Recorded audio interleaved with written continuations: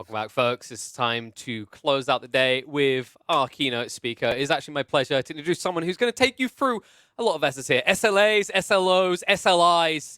So many S's requires one S of its own. It's someone special to run us through it all. It's the one and only Matt. Matt, present what you got for us.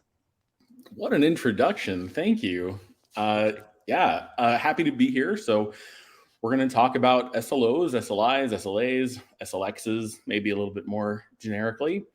So to start with, maybe what I'll do is just give a little bit of context of why this talk, why now. SLOs, SLXs in general are not new, right? This is not something that is brand new to our field. But what I've noticed is that even in companies that are practicing even relatively mature practices around observability and product management and things like that, there's still quite a bit of confusion around what they are. There are some people that just sort of think of these as buzzwords that mean goals or other kind of very generic terms like KPIs, and that's not what they are. So we're going to take some time and talk about those, talk about SLXs in general.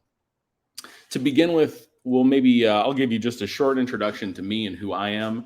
So my name is Matt Simons. I'm the Director of Engineering at Fanatics Betting and Gaming and the Head of Platform Engineering. So I'm out of Wisconsin and calling from quite a ways away here for those that are viewing in Vilnius. But mostly wanted to take the opportunity here to introduce my corporate sponsor, Fanatics Betting and Gaming. Your employers love it when you refer to them as corporate sponsors. But we are basically a subsidiary of a global sports company, Fanatics, and Fanatics is everything sports. So e-commerce, merchandise, collectibles, and now betting and gaming. We've been around for a little bit over a year. We are now live in a couple of states, and we offer a sportsbook product to our customers. So that's a little bit about me and who I'm with, who I represent. And let's jump right in now.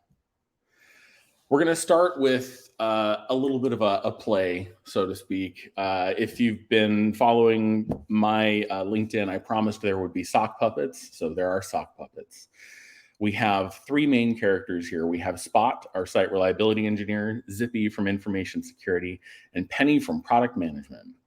And were we live together, I would ask for volunteers to voice these characters, but we're not. So you're just going to have to put up with me voicing them.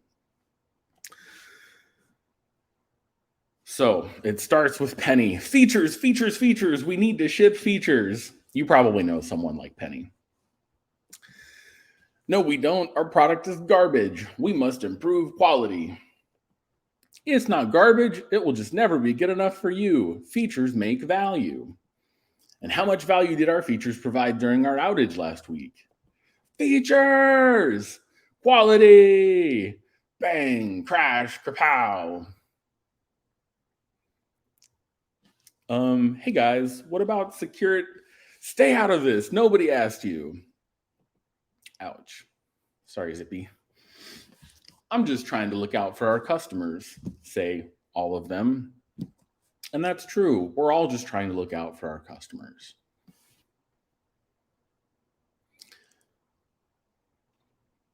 On to the next section. Your software is bad, and you should feel bad, or actually not feel bad. But I hope I haven't offended anybody with this statement that your software is bad. When I've said this before to groups of people, generally everybody agrees. Everybody just kind of goes like, yeah, our software is kind of bad. It's not awful, right? If our software was bad enough, it wouldn't work and we'd have an awful reputation. But the truth is the world kind of runs on bad software, or at least partly bad software. Software that we're maybe not super proud of, but does its job. And when we're talking about quality, and this talk really is largely about quality, there's something important to recognize here, which is that more isn't always better. There is a sort of theoretical maximum where it really makes sense to go to. And we'll talk about that a little bit. The truth is your customers don't care how proud you are of your software. It doesn't matter to them. When they're using your software, the things they care about aren't often many of the things you care about. There's certainly overlap. But when it comes to quality, the level of craftsmanship that you put into it oftentimes doesn't translate to things that the customers see on their side. So we may be craftspeople and we want things to be perfect, but truthfully, there is a limit where beyond which, if we continue to improve, it kind of doesn't matter. So the real question isn't whether or not your software is good or bad. The question is it the right amount of good or bad?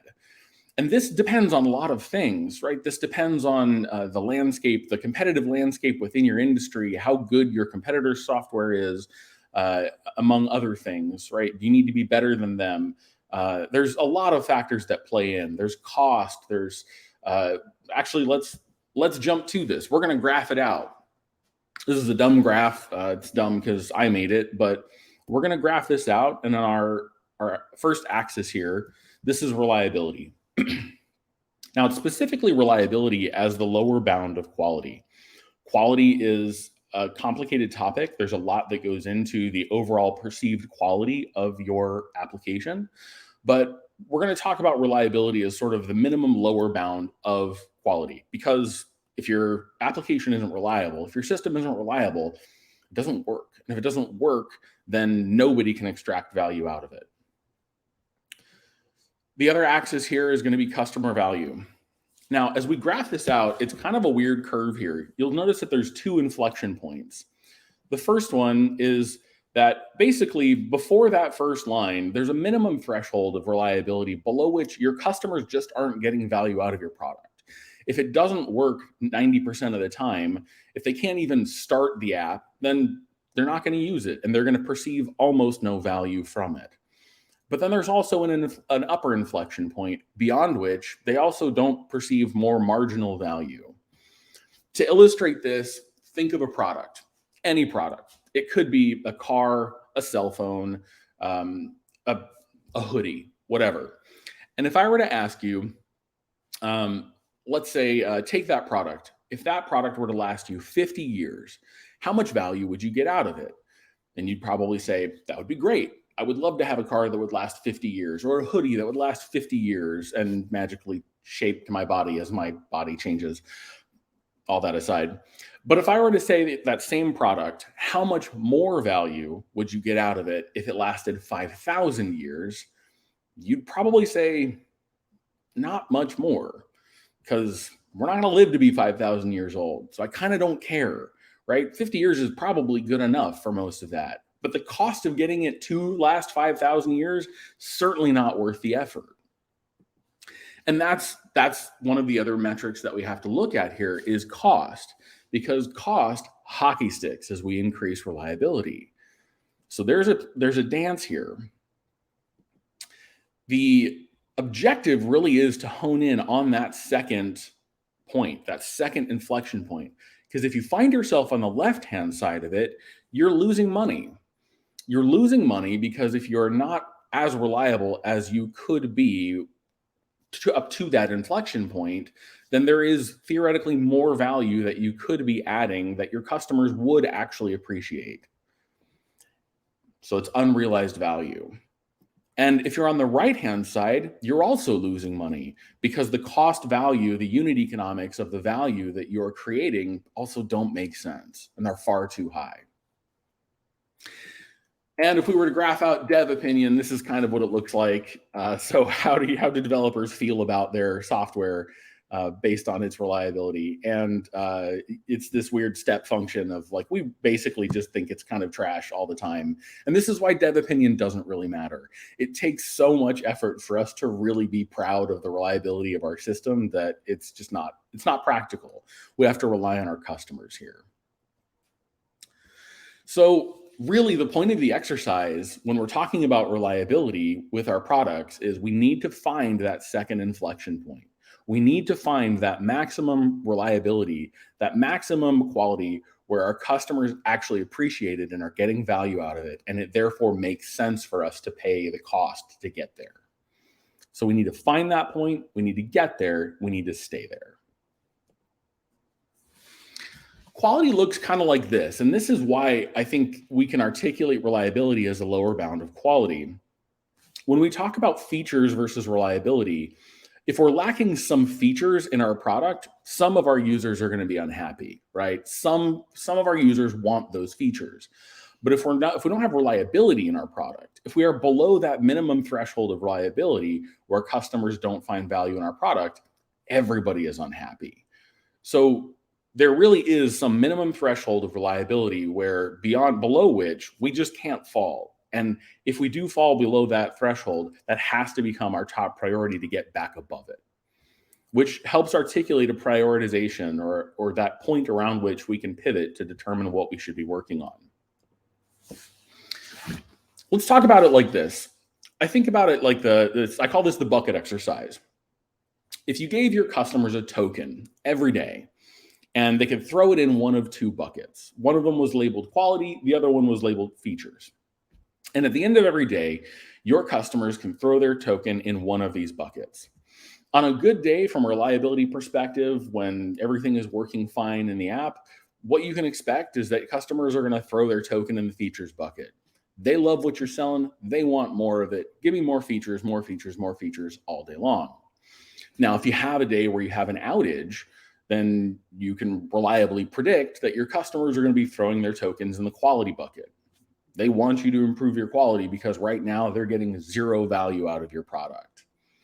But what's interesting is that if you were to have a couple of days of outages, or even maybe just one big outage, even on the following days, when everything's fine, you've fixed the problem and it's working, you would still have a ton of your customers throwing their tokens in the quality bucket because you've lost trust with them.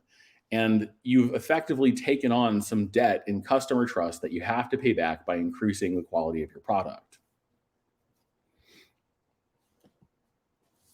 So back to that statement, the idea here is we really need to figure out what the right amount of bad is, defining in our products how much bad can be there, or what is the right amount of good, what is the right amount of quality. But who decides, right? Who gets to pick? Which one of our actors here is actually right? Who knows where that inflection point lies?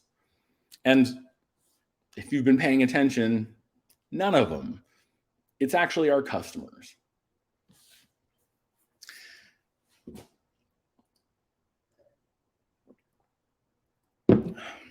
Now, some of you heard that and are saying, Matt, that sounds a lot like product management.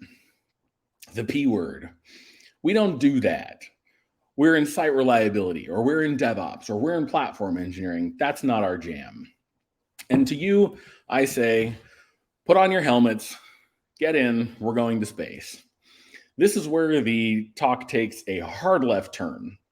You thought we were talking about SLAs, SLOs, SLIs. We are. We'll get there. But this is a keynote. I have an hour, and you're all my captive audience. So we're going to talk a little bit about why that fits into DevOps. And this goes beyond the 30,000-foot view. We're going real high here. And as is traditional, the rule number one in DevOps keynotes is that you must define DevOps. I don't want to disappoint, so we're going to go there. All right, limber up. We are going to do a couple of exercises here. The first one is this. I'm going to ask a question. You can answer for yourself. Do you write code? Now, understanding the demographics of people that generally attend these conferences, I'm going to answer for you. And the answer is yes. And congrats, you're a dev. The second question, do you operate the code you write? Yes. Congrats, you're also ops. The third question, do you get to do those things in complete ignorance of the security consequences of what you build? I sure hope not. And practically, I know the answer is also no, you don't. You also have to understand the security implications of everything you build. But the final question that I'm going to ask here is, do you think it stops there? Is that all? Are we just DevSecOps, right? Why don't we call this DevSecOps days or, DevSecOps Pro Europe? Let's do one more exercise. Pick a role. Pick a role that you interface with fairly regularly, right? So this could be another role on your team, like a quality engineer, right? An SDET, or it could be a technical program manager or a product manager. It could be your engineering manager, right?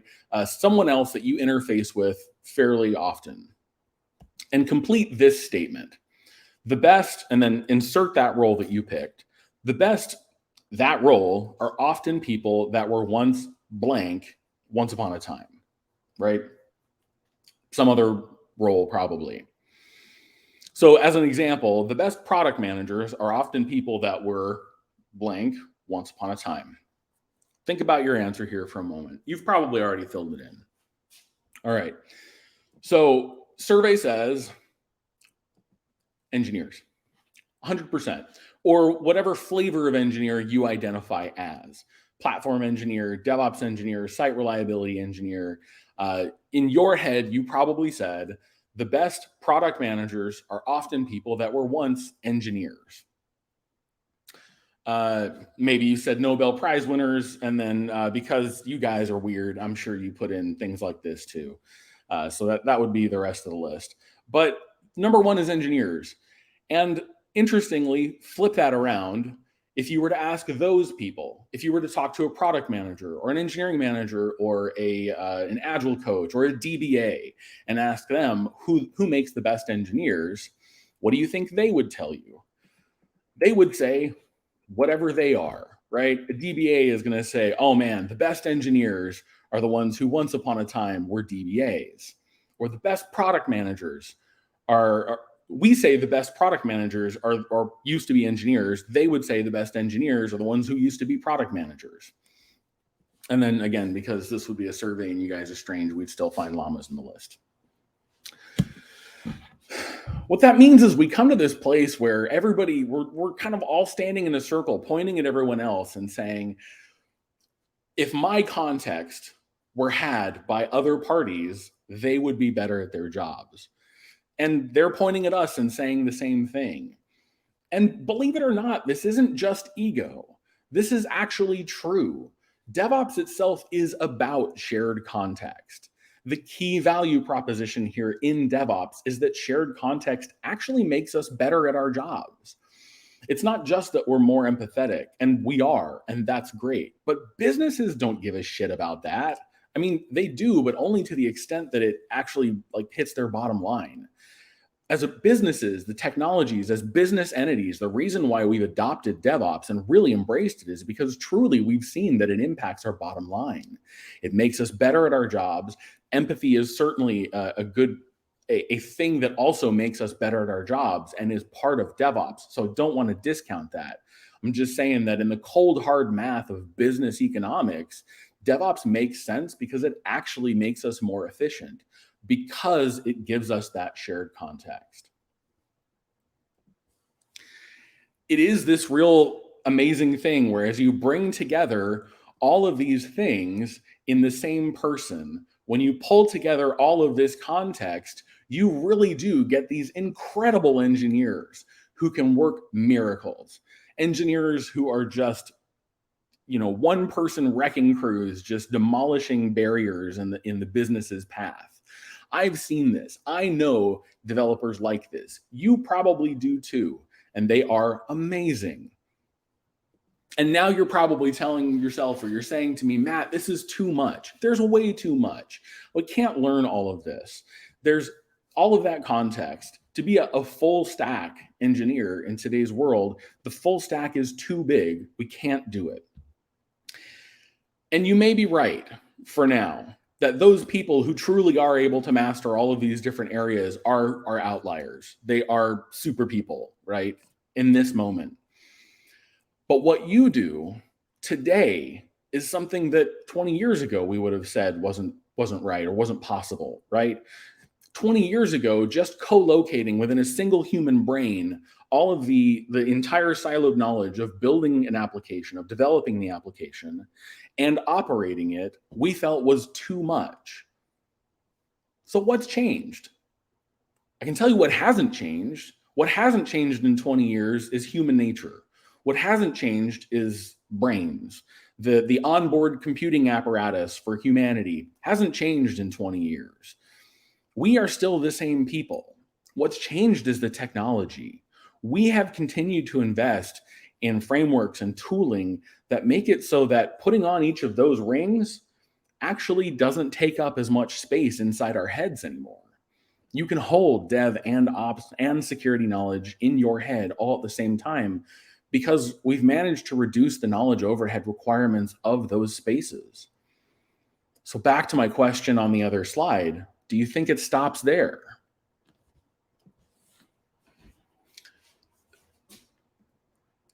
I named this, take another tangent on top of a tangent on top of a tangent.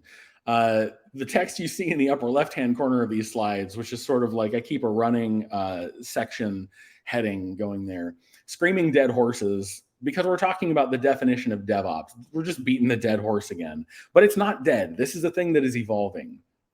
And by the way, Screaming Dead Horses, I need to trademark that name for a band because that would be incredible. But back on topic here, you've seen this before, this graphic.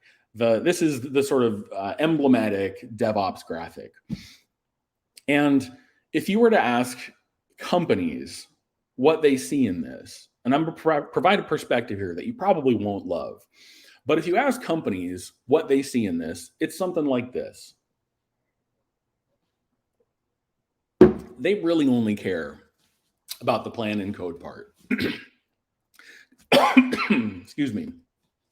It's where customer value is created is in planning, discovering what our customers want, and then injecting that into our product.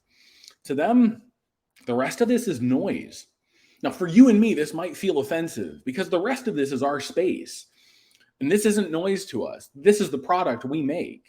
All of this stuff, the build, the test, release, deploy, operate, monitor, that's our stuff. We're trying to make all of this process streamlined, fast, beautiful. And so to see that perspective, where from the company's perspective, this is like not important, might offend you. In fact, even at the company that I work at recently, we had a big shakeup in our product management organization. Shakeup is probably not the right word, a big reorg, right? And that happens. Companies go through reorgs all the time. This is just the organizational equivalent of refactoring code. And there were all of these changes, and guess how many of them touched platform? 0, because of course we don't have a PM, we don't have a product manager from the organization. Because my team, platform engineering, we're not building a sportsbook app. We're not. The company is, the rest of the company is, right? They're building a sportsbook app. We're not. We're building the rest of this. We're building the noise. That's us. We're building the noise reduction, I should say. And the principle here that I think is super important for us to understand is that we are still building a product. Products, multiple, and products are fractal. And so when we look at, and by fractal, products are made of products, are made of products, are made of products, are made of products, are made of products, it's turtles all the way down. The products we are building help enable or build the products that the company is building. In a way, what that means is that we're a vertically integrated product company. If you're not familiar with the term vertical integration and what that means, vertical integration within the business space is when a company buys a part of its supply chain, right? So for example, this is something that often happens with like smelteries and mines.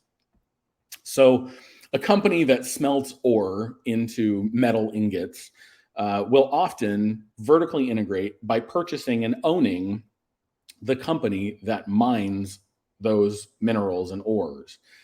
Because usually the volume reduction from ore to refined metal is enormous. And so the costs and energy costs and shipping that long distances is like stupid expensive. And so usually, or often, not always, but often, the smeltery will be located near the mine and the smeltery business will own both. It's still really basically two businesses, but one is the dedicated customer of the other. And in your company, if it's like mine, your platform engineering team or your DevOps or your site reliability team, if you are building those things, your hosting solutions and shipping solutions, CI/CD pipelines, release automation, all of your environments where things run, right? If you have a dev environment, test, staging, production, actually setting those things up, the Terraform that runs them all, your Kubernetes environments, if you're using Kubernetes or whatever you're using for hosting, that's your product. You are a product company. You are building products that have internal consumers and that have product roadmaps and product management needs. You don't get a dedicated PM from the company, probably because it's not the product they care about until it doesn't work. But it is your product. It's a product you care about. And ultimately, it is part of the customer value chain, the thing that provides ultimate value to the customer. If we were to talk about this in more concrete terms, I'll give you an example here. Many of you probably work on observability teams or have observability teams at your company. And what are they building? They're building an observability product. Now, they're probably building that out of other products. They're stitching together a bunch of other things, right? So they're pulling in Grafana or Prometheus or Splunk, and you're capturing, or New Relic, you're capturing APM somewhere, you're capturing tracing somewhere, logs, telemetry, analytics. And these are coming in from different places, and you're pulling them in, stitching them together, and then you're grabbing something else to be the single pane of glass that aggregates them all. And then you present that to the company as the observability product or the observability solution. Now, at our company, we use Datadog. This is not meant to be a pitch for Datadog. Nobody's paying me from Datadog.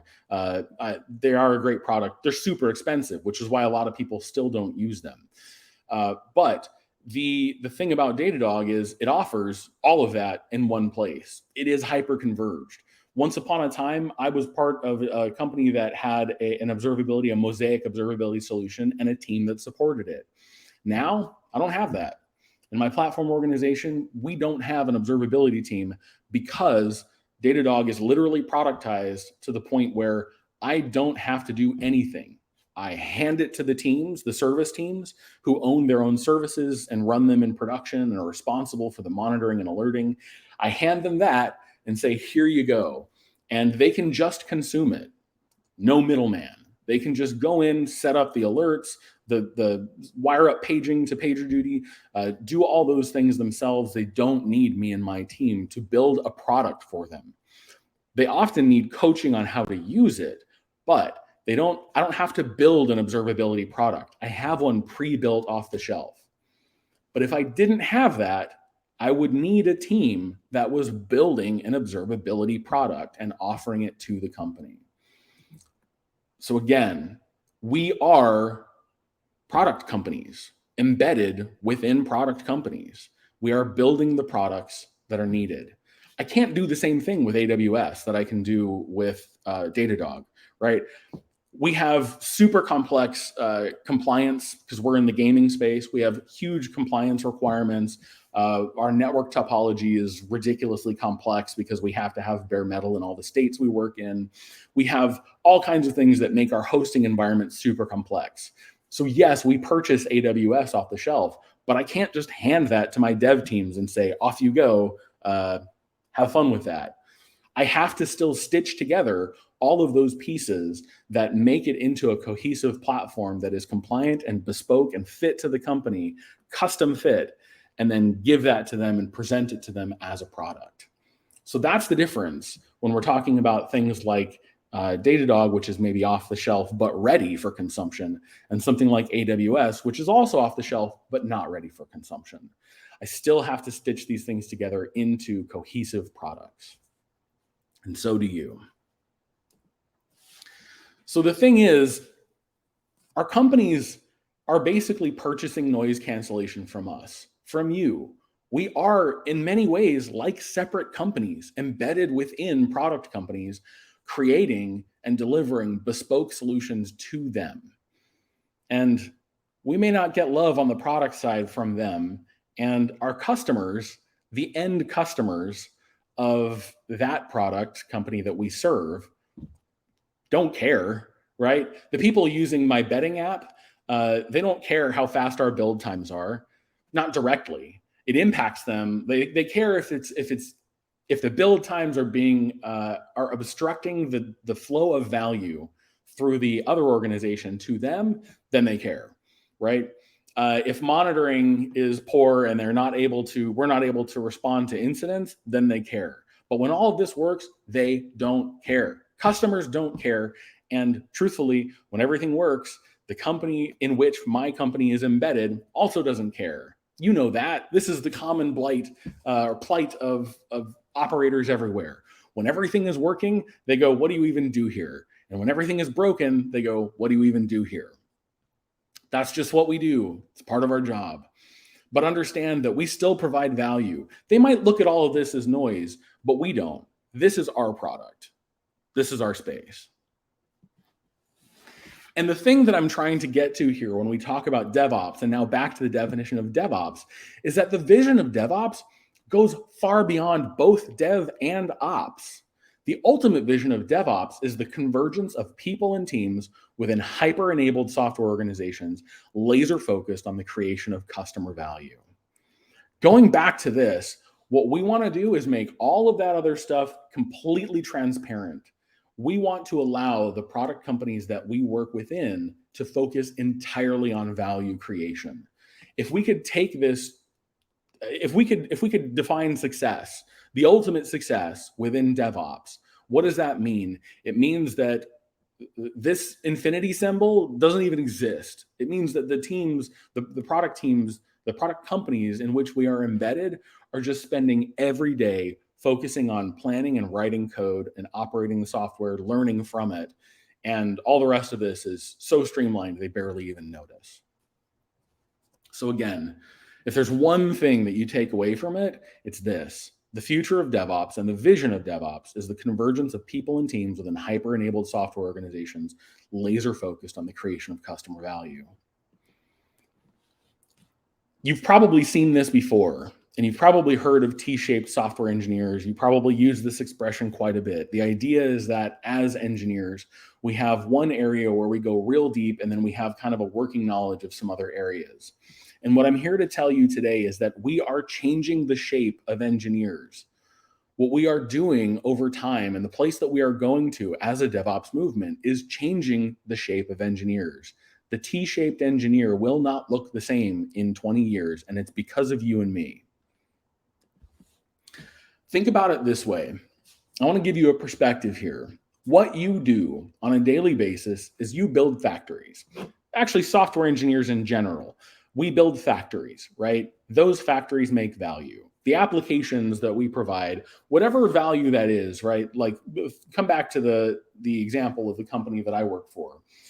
We don't literally have people sitting there in the background keying out odds and taking wagers, and like there's not just like a stream of people sitting behind computers grabbing odds. The application is doing that. All the value that's being presented is automated. We're building the factory. The application is the factory. The factory makes the value. But to do this, you need to know how to build factories, and you also need to know everything about the product that factory is making. So you have this static knowledge, this piece of knowledge that comes with you from job to job, which is how to build applications, how to build factories. But then, and this is kind of the key core loop of software engineering, is you take on ephemeral knowledge about a product, you build the factory that builds that product, you've crystallized that knowledge into an artifact, and then you walk away and you go find another problem. You build a different factory with a different product, and you take on that knowledge again, spit it out, move on. So to do this, and as we are doing this, the thing that we've learned, and this gets back to the 20 years ago, DevOps wasn't something we could really do, or we didn't think we could do. The tools are getting better and better. We are getting better at building factories. Building factories requires less and less skill to operate. It gets easier. And knowing how to build the factory then becomes less and less important. But knowing what to produce and how it gets made gets more important. It shifts our focus. So where this is going, eventually, we're not quite there yet. But where this is headed, if we take this to its natural conclusion, eventually we build a factory that builds other factories. Once we've done that, and in that state, the only thing that matters is that ephemeral knowledge of the product. Once you have a factory that builds factories, the only thing you need to know is to tell it what it needs to build and what that looks like. At some point, this giant translation exercise called software engineering that we've been doing forever is probably mostly going to be focused on teaching factories the data structures that represent real life situations and entities and problems that we're trying to solve. Eventually, if we do this right, product knowledge is actually kind of the only thing that matters. When I say that we're changing the shape of the T in T-shaped engineers, this is where we're going. We are going to a place where the broad part of the T is the technology. We need to have a working knowledge of how to interface with it. But the deep part is betting and gaming. It's phones. It's headphones. It's all the things that we're trying to build. Now, they're abstract. This is software. So it's, think of abstract concepts and problems. I know I just pointed to physical goods. But the processes and human processes and goods delivery and the kinds of things, the actual products, describing the product to the factory eventually is our job. That's where we're going. That's DevOps. Believe it or not, because we're going beyond just dev and ops and security. Product is in there too, product management. And so coming back around now, yeah, we're going to talk about product management. And believe it or not, that's DevOps too. I know that was a long trip to get back here. And we went to some really abstract places, but that's the point. DevOps and product management, believe it or not, they are one and the same. And they're especially one and the same because you are building products. You might be building them in a bespoke manner, embedded within other product organizations who kind of don't care about what you're building unless it hurts them. But you have products and you need to manage them because the company isn't going to assign you product managers, probably. And if they do, they may not know your space real well. So that's why we talked about that. All right. We're coming back. Maybe do we need a moment? Do people take off that spacesuit? You look ridiculous. I'm going to take a drink here and we're going to jump back in. Because we've got about 20 minutes and I need to get through this so we have some time for questions. So product management, service levels. Yeah, service level objectives, SLAs, SLOs, SLIs, SLXs. These are a product management tool. They help you manage your product. They help you manage the products of the company. If you can adopt these processes in other parts of the company. So the first question is, what do your customers care about? This is when we're talking about service levels. This is what do your customers care about? And I'll tell you, it's probably not CPU. It's probably not memory utilization. It's probably not network utilization or disk IO. Your customers don't care about that. They care about other things. So SLAs are service level agreements, SLIs are service level indicators, and SLOs are service level objectives. In case you haven't heard those before, we're just going to lay it out here to set the base, the groundwork. We're going to use a metaphor here to talk about this, and it's a pizza shop. So you and I are running a pizza shop together, and we've decided to name it Pizza, and it's an acronym, which stands for Pizza is an acronym, because that's just how you have to do things in software world. If you're not using a recursive acronym, you're doing something wrong in your naming conventions. So let's talk about SLAs then within that context. We now run a pizza shop. SLAs are a contract with our customers.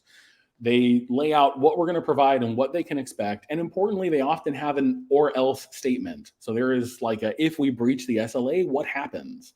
And importantly, these can be internal too. You can set these with internal customers. And in fact, coming back to the idea that we are embedded companies within companies, this is a great thing to do with your products, to have SLAs that you set with the infrastructure layer, the platform layer, and the engineering teams.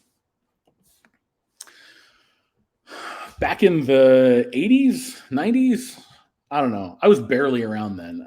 Like I'm kind of old, but I'm not that old.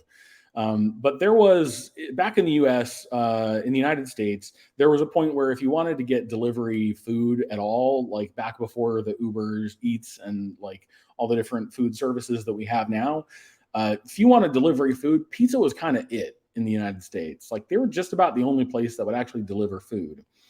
And there was, I think it was Domino's who actually kind of famously coined this term, or this SLA, which was that you would get your pizza in 30 minutes or it's free. They eventually stopped doing this because drivers were like running over children to get pizzas to people on time. Like it was pretty bad. Seriously, like you can look that up. There were people that literally got hit by drivers and they kind of went like, maybe we shouldn't do this. But this was something that they set. And this is an SLA. It's your pizza in 30 minutes or it's free. That's the or else statement. If we break this down in this SLA, we can see what customers care about. They want their pizza, not someone else's. They want it exactly how they ordered it. They want it in 30 minutes. And then the penalty here is or it's free. The indicators are what tell us about our service level. Now remember, they're customer centric. So what do pizza customers care about? They don't care about electricity bills. They don't care about ingredient costs. They don't care about employee wages. Now you as a business owner, we as business owners are still measuring these things because they matter to the business, but they don't matter to our customers. What our customers care about is order accuracy and timeliness. And that's actually pretty true of anything now, even the delivery services of today. Once you, like, cost is important, but that's sort of an upfront thing. That's part of the contract we engage in willingly. We know how much the food is going to cost. Once we've placed the order, we care that we get it soon and that it is the food we ordered. So this speaks to our SLIs. Our SLIs for our pizza shop are order accuracy and delivery time. Now, if we were to turn these into actual SLIs, we would set thresholds. So for the purpose, this is an arbitrary, this 95% threshold here, this is arbitrary for the sake of this example. It could be 3 9s, 4 9s, 27 9s, don't do that. For this case, we're going to say that we have a 95%, we have an SLI on a daily basis. We want to hit 95% order accuracy. And we have another SLI, which is that on a daily basis, we want 95% of our orders delivered within 30 minutes. So what this means is that if you were sitting in our pizza shop, you would find a sticky up on the wall that says, was it a good day today? And at the end of the day, we would look through all of our orders. We would see how many of them were accurate and how many of them were on time. And we would say either we did those things or we didn't. Was it a good day or not? Did we hit our SLIs? And then the question is, what do you do with that information? What do you do when your SLIs aren't met? So if you have one day where your SLIs aren't met, what do you do? And if your answer is, well, you fire all the cooks and drivers, congrats, you're a psychopath. That's not what you would do in practice, right? You would probably look at it in context and go, what does that actually mean? Why are we having issues? And you would probably zoom out and look at the calendar and say, well, how many days have we missed our SLIs? And if your calendar looks like calendar A, you're probably going like, well, damn, we have a big problem here and we need to figure out what's going on. And if your calendar looks like calendar B, you'd probably be like, you know what, this was a bad day, but in general, we're doing okay. We maybe don't have a huge problem here. Now, this also assumes that your SLIs are well calibrated and that 95% is the right threshold. That might not be. And so maybe calendar A is telling you everything is broken when really it's not so bad and your customers aren't so ticked off. And calendar B might be giving you a false sense of security and your customers are actually real pissed off at you and you need to refine your SLIs. But it's an iterative process and we have to have other inputs of customer satisfaction in order to understand and calibrate those. But this is where SLOs come in. They're generally internal. They're usually over larger windows of time. So our SLIs were set as a daily goal. But SLOs are usually over like a month or a quarter or a week. In our case, they're usually over a quarter. But SLOs are often more aggressive than SLAs. If we were to maybe give an example here that's more indicative of what you and I would encounter in our jobs, the example here is our pizza shop. Some company, awesome tech company, decides they want to offer a new employee perk. So they say, tell you what, pizza, we're going to pay you anytime any of our employees calls in and wants a pizza, we'll pay for it. So we're going to be ordering a bajillion pizzas from you every month. And we want a bulk discount and all of that. But in order to keep our contract with you, we're going to set an SLA, which is that we want over each quarter, we want you to hit 95% order accuracy, and we want the delivery time to be met 95% of the time as well. Again, these are arbitrary numbers. But now we're dealing in bulk, right? And that's what you and I do in our applications all the time. We are dealing in bulk transactions, transactions per second. And so we're not looking at these over a daily scope. Our SLIs are usually scoped over, it's P95 error rate over the last, 30 seconds or a minute or whatever makes sense for your particular product. So this example kind of gets into that space. So we now have an SLA, a quarterly SLA for accuracy and delivery time. And if you ran pizza, how would you set your SLOs? You'd probably set them higher than 95% because you never want to pay out that penalty of $1 bajillion to Awesome Tech Company. You want to keep selling pizzas and you want to keep selling them at a profit. So your SLOs are usually higher, more aggressive than your SLIs, than your SLAs. I said this was confusing. All right. So to come back to it, SLAs are contracts. They usually have an or else, and they define what our customers care about. SLIs are the things that you look at to determine your service level. Usually they're in the SLA. So if you have an SLA with your customers, they're going to tell you what they care about. And if you don't, if you're working with, if you're B2C, and so you don't necessarily have big SLAs, then you probably need to figure out, you're going to need to work with product managers to figure out what customers actually care about and where those thresholds lie. And then your SLOs are goal statements, and they drive action internally. If you're doing this right, one thing that they do for you is that SLIs can tell you where you have problems.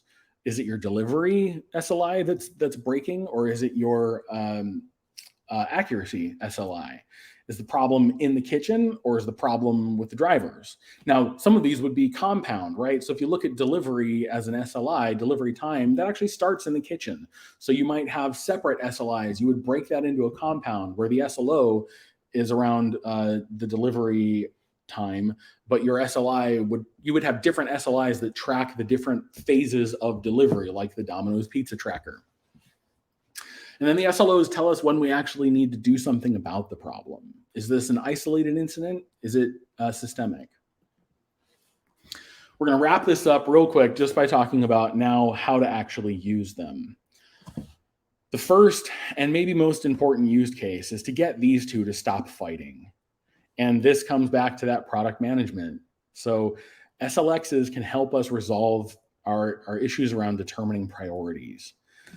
To do that, you need to do a couple of things. The first is you need to identify your SLIs. You need to ask yourself, what do our customers expect when they use our product? You need to distill those answers into discrete items that can be measured continually. And then you need to create monitors and dashboards that can show both the immediate and historical status of those SLIs. So you need to instrument them. You need to define them. You need to instrument them. Next, you need to create SLOs from those. So if you have SLAs, you can use those as guides for thresholds. If you don't, then you're going to need to figure out what's appropriate for your product. And then you need to ask yourself, perform the bucket exercise mentally and figure out when would customers start throwing tokens into the quality bucket. And then use that status to figure out, use the status of your SLIs to then determine the status of your SLOs and work into error budgets. And then don't be afraid to iterate.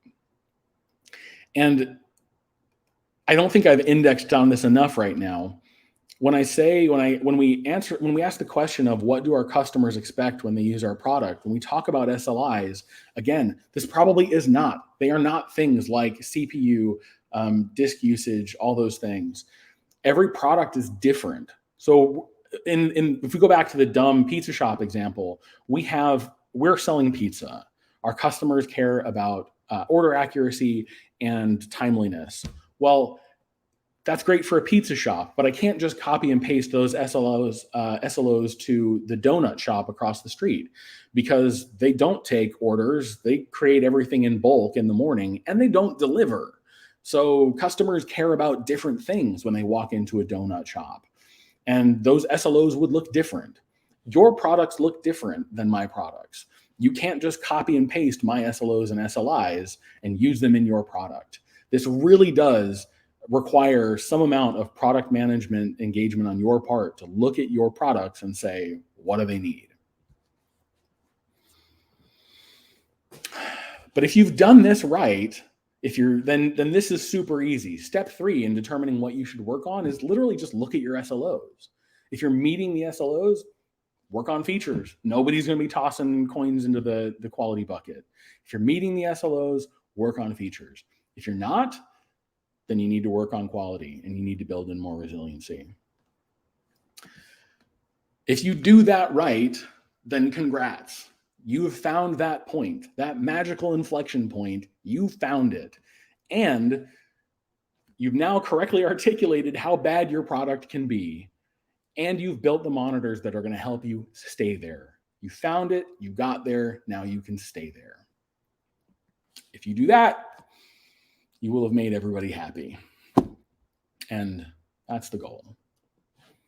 So thank you very much. That is my wildly meandering talk on pepperoni, puppets, and priorities, and the nature of DevOps.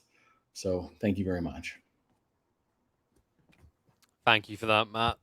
Brilliant to listen to. Loved it. Honestly, by the way, guys, if you've got questions, Q&A begins now. Use the questions tab, and I'll relay them across to Matt. I mean, the obvious opening question is, what's your favorite pizza? Oh, this is going to get some heat. Because my favorite pizza has pineapple on it. Oh, he's one of those people. See, my go-to order is usually pepperoni, pineapple, and extra cheese. I mean, like, I'm not. You probably brought some people back with the pepperoni, but I don't know. You probably lost some people with the pineapple. I feel like we just stripped your authority. I'm glad we done it right at the end. Ham and pineapple is good, but that's a gateway to pepperoni and pineapple. If you've never done it, there you go. You're leveling up. See, he's just like he's giving you advices in all avenues of life, folks. But honestly, a great talk, really insightful. I love the way you kind of brought it around. One thing I just love, the kind of like that I felt kind of echoing through this is the focus on the end product, right? Focus there. And I agree, it's something that often gets lost. I think one of the best ways I've ever heard it summarized, and it's like it just sticks with me to this day. It was by John Carmack, right? He was asked about AI and how that was changing the job market for developers.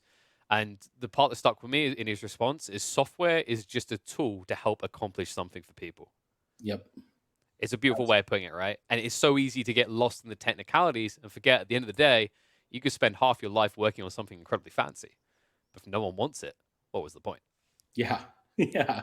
Well, and that's, there are so many examples of that, right? Of products that were lovingly crafted and sublime in their architecture, and yet nobody wanted them, right?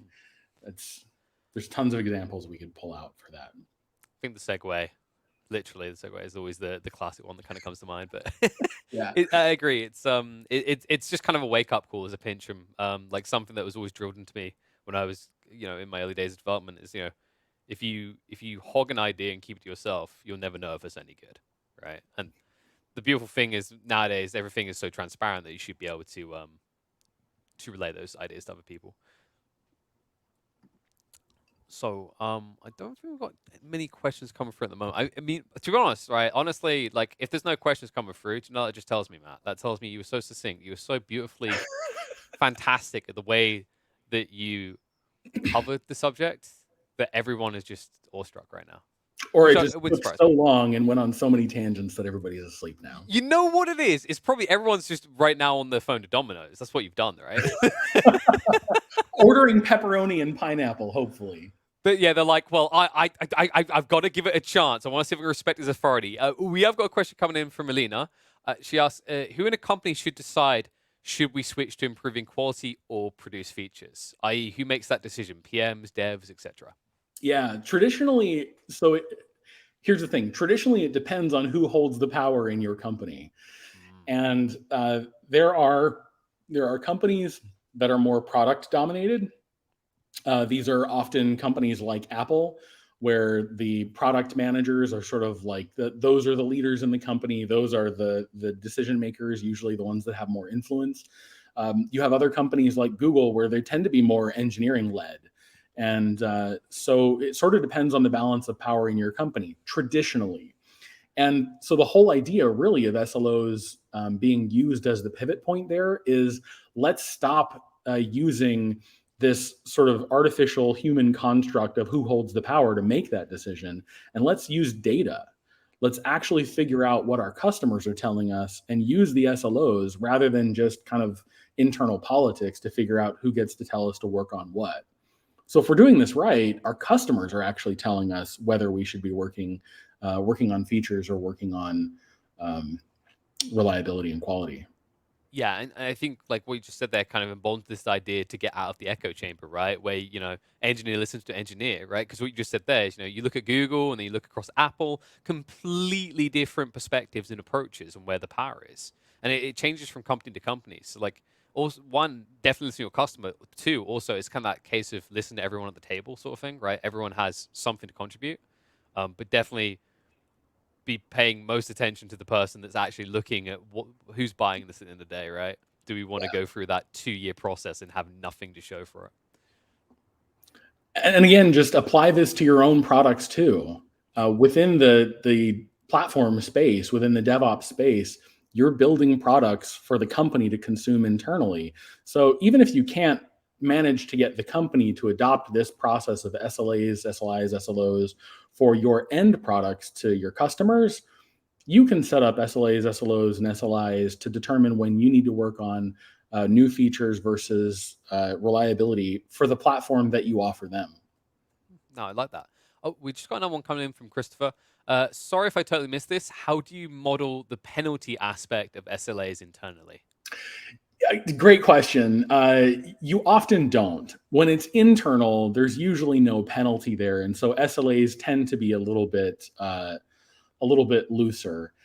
That said, some companies, and if you've read the SRE handbook for Google, they go into, I don't know if they still call it this, or even if they're still doing this, to be honest, because it's been a little while since I've read this and I don't work at Google, but there was this concept of code orange, which effectively says if you breach your SLOs, if you've run out of your error budget and you're breaching your SLOs, you go into feature lockdown, where you are actually not allowed to continue to build on new features until you solve the problems that caused you to go into budget deficit. And we didn't talk about error budgets in this talk, but effectively it's where you've, if you articulate 3 nines, then that means you get whatever it is, 5 minutes or 15 minutes of downtime a month.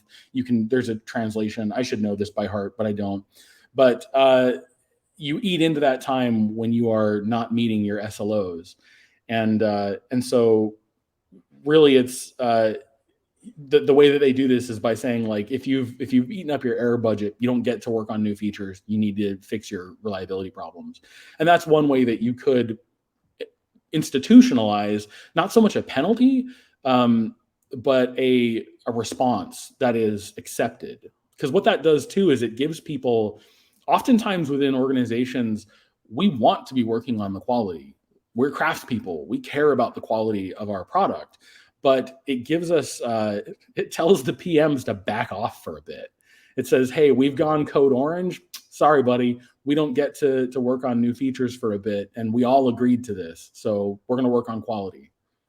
I love that, right? It's kind of a shifting of where the power dynamic is in a way that it's kind of unbiased, right? Like we made the kind of point that, engineers see it from an engineer's point, product managers see it from a product manager's point. But if these like sort of systems are put in place from the get-go, if there's an agreed understanding, then you can't just wave it away as, oh, it's just an engineer having engineer problems, right? Like Right. it's part of our identity. So we got another one coming from Paul. It says, so for setting up the initial SLXs, eventually people still have to duke it out and trying to reflect their priorities in there. How do you moderate that discussion well? Yeah, it doesn't completely eliminate the fight for, or the conflict between product and engineering, but it does kind of shift it left, and it shifts it left into it doesn't become a question of what do we work on. It becomes a question of how do we define those indicators and thresholds, right? Instead of arguing over in this moment should we be working on products and features, the conflict shifts to how many nines is appropriate. What is that threshold, right? If you're working with your product managers to define these, and assuming that your product managers are on board, which most of the time, unless you're in a particularly toxic place where the product managers are like, we have the power and we're not giving it up even with data, which is pretty rare. Because most of the product managers are truly great people who actually want what's best for customers too. If you can sell them on this concept of using data, which most of them are totally cool with, then really the conflict, instead of becoming this one that's very opinionated on like, hey, we know better versus you know better, it becomes a collaborative exercise of, hey, let's together discover what the right indicators are and what their thresholds are. And we agree that together we will tune these. And then that means that you're both looking at things like customer analytics and NPS scores and things like that to figure out whether or not you've really honed in on the right place. And it takes away a lot of the sort of chest beating and pride and relying upon appeals to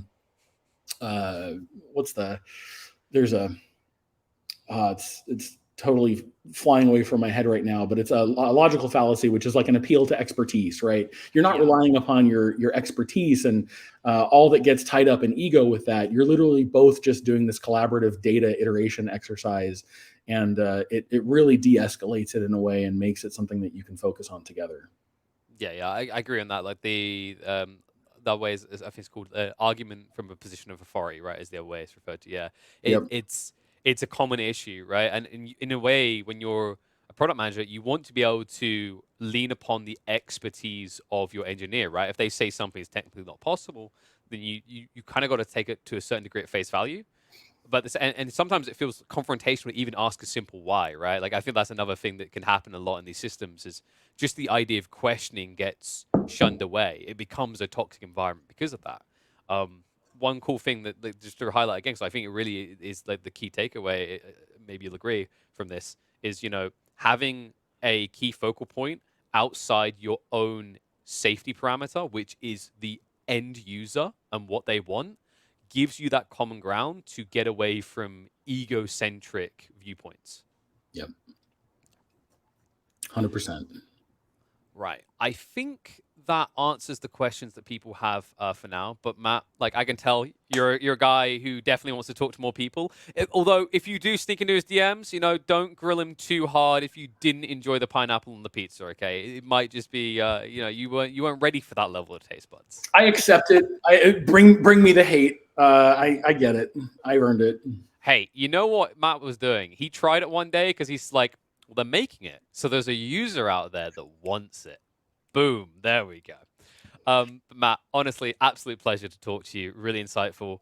Look forward to hearing more from you in the future. I'm going to let you go now, though. Has been an absolute pleasure. Thank you for closing day number 2. Thank you so much. Okay, guys, well, that does bring us to a close. There's not really much left to say, at least for this portion of the event, other than big thanks to everyone involved. That's right. The online component is done, but the offline component is just beginning. That's right. Over the next 2 days, there is going to be an in-person event. If you didn't know that was going on this year, you've got a heads up for next time. Make sure you can book yourself a ticket. But before I close this out, I do have to express our greatest of gratitudes to the organizers, basically everyone working behind the scenes to make sure this happens, that wasn't able to get a tie on in time to take my place and do this instead. Obviously, our track moderators, it's not just me that's been doing this for the last 2 days. We've got people on 4 different channels that have been working tirelessly. And of course, a big shout out to our gold sponsor, Pinup Tech, without whom this would not have been possible to put together. And of course, an amazing shout out to all of our speakers. Matt, just one of many that we've seen over the last 2 days that I'm sure we've learned plenty from. And be sure to stay in contact with them. Be sure to reach out to them. Tap into that knowledge they offer because they are willing and able to provide that to you. And of course, a big shout out and thank you to you, because if you guys don't watch, if you don't tune in, we can't even put these together. But as we do start to tune out, I think it's important to remind people to stay tapped in and connected. Now more than ever. With everything evolving so quickly, with things changing at such a drastic pace, it's important to have your finger on the pulse and be in collaboration with as many people around the world as possible to ensure that you are doing the best you can as quickly as you can. And you know what? That's why these events are amazing. You guys ensure that we can bring you all together to provide that medium, that forum for you to engage. And I'm sure there are going to be people that are moving forward in the next 2 days that will continue to engage in that talk, in that forum of like-minded individuals. And I look forward to seeing what they can do. To the rest of us, our journey ends here, but the the lessons of life continue on. And I'm sure you're going to take this forward to the next conference, the one after. But what I'm looking forward to is watching you guys.